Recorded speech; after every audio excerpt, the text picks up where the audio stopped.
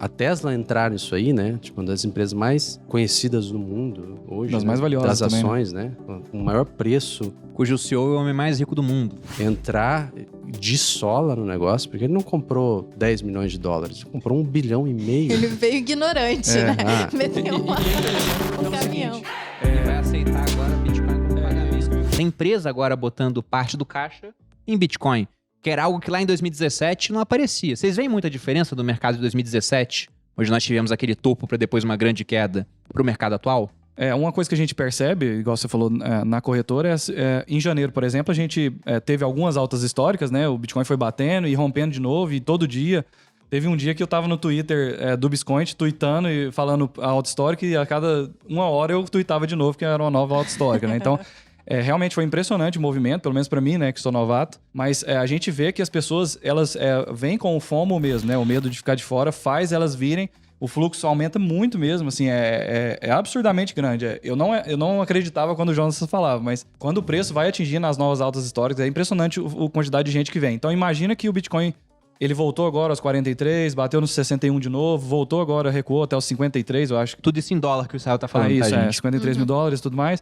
E agora, porque a gente fala em dólar, eu prefiro falar em dólar, eu sei que o pessoal acompanha em reais, mas porque o preço em reais acompanha o de dólar, né? Não tem jeito, os arbitradores fazem o preço ficar regulado e o mercado de lá é maior, né? Então... Como o Bitcoin é negociado no mundo todo, faz muito mais sentido você cotar ele em dólar, e até porque às vezes o Bitcoin tá parado e aqui tá valorizando, porque Exatamente. o real tá caindo em relação ao dólar. Uhum. Então isso acontece. Até uma maneira de você ter alguma exposição internacional no Exatamente. final das contas. Você vê Goldman Sachs, JP Morgan, PayPal, Visa, mudando completamente como tratam, lidam e como falam publicamente Aceitam, sobre esses ativos, né? Os grandes fundos. E esses movimentos de CEOs colocando o Bitcoin em tesouro, né? E até assim, bancos centrais, talvez de países menos relevantes, mas já insinuando um tipo de movimento nesse sentido. Realmente tá diferente mesmo. É algo que era impensável em 2017, né? Talvez 2017... isso segure, então, uma queda gigantesca, como acontecia antes. Depende de como essa adesão continuar acontecendo, né? Uhum. Então, a Tesla entrar nisso aí, né? Tipo, uma das empresas mais conhecidas do mundo hoje. Das né? mais valiosas das também, né? ações, né? Com o maior preço. Cujo CEO é o homem mais rico do mundo. Entrar de sola no negócio, porque ele não comprou 10 milhões de dólares, ele comprou 1,5 bilhão. Ele veio ignorante, né? Meteu E é interessante pelo caminhão. seguinte... E vai aceitar agora Bitcoin como isso pagamento que eu ia falar. dos seus carros. Só que com a diferença, né? O Peter Schiff, que é um cara que fala muito sobre ouro e tudo mais, e critica muito o Bitcoin, né? Porque tem gente que admira as duas coisas e respeita as duas coisas. Ele não gosta muito do Bitcoin, não, né? Mas ele aceita Bitcoin na plataforma dele. Ele vende ouro em Bitcoin, se a pessoa quiser. Mas ele, segundo ele converte os Bitcoins na hora em dólar. E essa adoção de um CEO da Tesla falar assim, ó, eu tô recebendo em Bitcoin e vou manter em Bitcoins, é muito forte, é muito pesado É isso, bem né? significativo, isso. Mas assim, embora prever qual vai ser o topo e quando que isso vai parar de subir é muito difícil, eu diria que é impossível para nós que não temos bola de cristal? Bola de cristal. Mas uma coisa é quase que certa, né? Quando ele atingir esse topo, a gente vai ver uma queda de uns 80% aí. Dolorosa, ao longo de meses aí. Então, se você estiver disposto a entrar agora, você pode pegar um upside ainda muito bom, não sabemos, mas esteja preparado. O mais importante é entender o que o Bitcoin é, e o que ele resolve, o que ele promete. Pra não se assustar quando cair e ter força suficiente pra seguir ali, né? Eu acho que é muito disso. Porque se ele fizer de novo o que ele já fez tantas vezes, e você desacreditar do projeto porque o preço dele está caindo, e todo mundo sabia, eu estou profetizando isso agora, isso vai acontecer.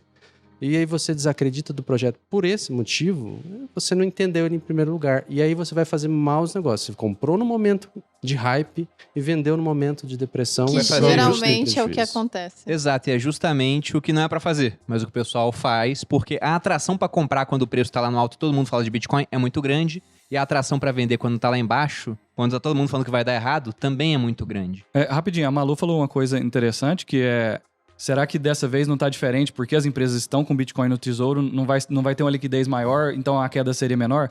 Tem gente falando o seguinte, como essas empresas, elas denominam as dívidas delas em dólar e tudo mais, elas detêm uma quantidade muito grande de Bitcoin que elas podem dumpar no mercado a qualquer momento, em fechamento de trimestre, né? Até tem uma teoria sobre essa última queda agora, que foi por causa disso, no final de março eles têm que fechar os balanços, precisam de liquidez um pouco mais em dólar e acabam vendendo um pouco de Bitcoin nas corretoras, né?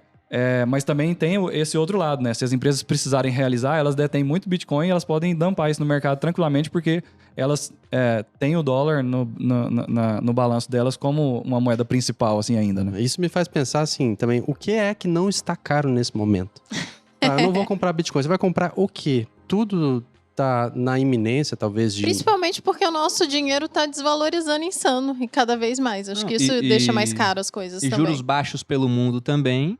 Fica fácil da pessoa tomar crédito com esses juros mais baixos, ela sai comprando as coisas. Aí imóveis estão subindo de preço, ações subiram de preço, Bitcoin subiu muito de preço.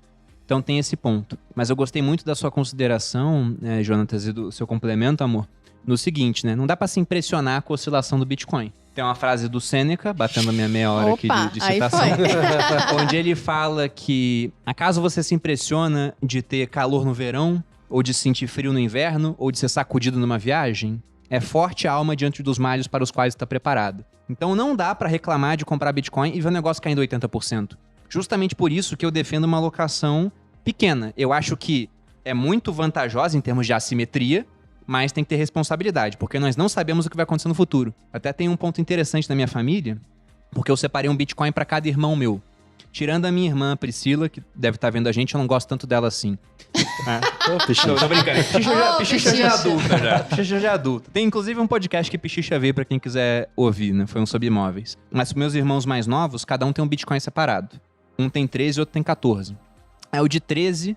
Ele olhou o preço do Bitcoin e arregalou aquele olhão, né? Tava 100 e poucos mil na época. Ele descobriu que tinha um Bitcoin pra ele. Aí ele foi ver o preço. Eu vou ser o primeiro adolescente com um BMW. Né? Aí que ele viu o preço, ele fez assim... Fez um olhão mesmo. E a Priscila, a minha irmã até falou, Gabriel descobriu que é um homem rico. Né? Porque eu fiquei impressionado com isso. E aí ele me perguntou, eu falei, vou te dar quando você tiver 18. E ele tem 13. Ele falou, tá, mas quanto que vai valer? Porque é muito volátil, ele viu variando todo dia. Quando eu tiver 18 anos, eu falei, bom, talvez valha uma casa, talvez um carro, ou talvez uma bala. A gente não sabe qual o preço desse negócio lá na frente. O Elon Musk até tweetou que... Aí ele ficou meio chateado, em retrospectiva, era inevitável, né? Falou algo assim. Eu discordo do Elon Musk. Não era inevitável. Tem muita incerteza no caminho. Então não dá pra garantir o que o Bitcoin vai ser no futuro. Eu acredito, mas o quanto eu acredito? Uma parcela pequena do meu portfólio. Que no final não ficou nem tão pequena assim por conta da grande subida. Não foi tão pequena assim. Olha, ela tá querendo mesmo. Boludian é uma pessoa de pouca fé. Não, eu sou só... Concreto. Não eu sou pé no chão, não, e ela tá certa. Ela tá certa. E sobre isso, é excelente o trabalho que você faz sobre isso, sobre quando você fala assim... Obrigado, não vai voltar mais vezes, viu, Israel? Vai voltar mais vezes. Eu perguntei pra Malu, enquanto você tava lá dentro, eu perguntei pra Malu, o que eu falo pra ele me trazer de volta? Dá um aumento pra esse rapaz aí, viu, Jonas? Por favor, continue. Em bitcoins, por favor, obrigado. A exposição convexa, né? Você fala assim, a pessoa, se ela investir 5% da carteira de investimento dela, se ela alocar 5%, ela tem uma exposição extremamente convexa em Bitcoin já. E conforme ela vai entendendo o Bitcoin, talvez ela até estenda a alocação dessa carteira, sabendo o que a Malu falou, tendo ritmo tranquilo no coração, acostumando com a volatilidade, ela conseguiria até ampliar isso. E assim, o upside é muito grande, o downside é pequeno, a pessoa entender a moeda, e essa exposição já dá uma tranquilidade para ela, pelo menos de proteção, né? Falando do Bitcoin como reserva de valor, dá uma proteção do capital dela no longo prazo. Acho que é excelente falar desse jeito. Até porque mesmo se a pessoa estiver entrando por FOMO, por medo de ficar de fora, ela entrar num topo, ela não está com uma exposição tão grande e no longo prazo isso, a gente acredita que isso vai se pagar, né? Não, dando um exemplo prático disso que você falou, Israel, vamos supor que alguém tivesse comprado 5% da carteira em Bitcoin e pegou esse movimento de 1000%. Com esses 5%, por mais que o restante da carteira tivesse parado, ela teria um baita de um ganho, porque se fosse 10%, esses 10 teriam se transformado, crescido 10 vezes, né? em 100% de lucro para aquela carteira, supondo todo o resto parado, 5%, 50% de lucro. Então, a posição de 5% nesse movimento teria dado um resultado para a carteira como um todo de 50%. Ah, Bruno, mas isso é porque deu certo. Tá, se desse errado, você teria perdido no máximo 5% que você investiu. É extremamente Então complexo. é bem interessante.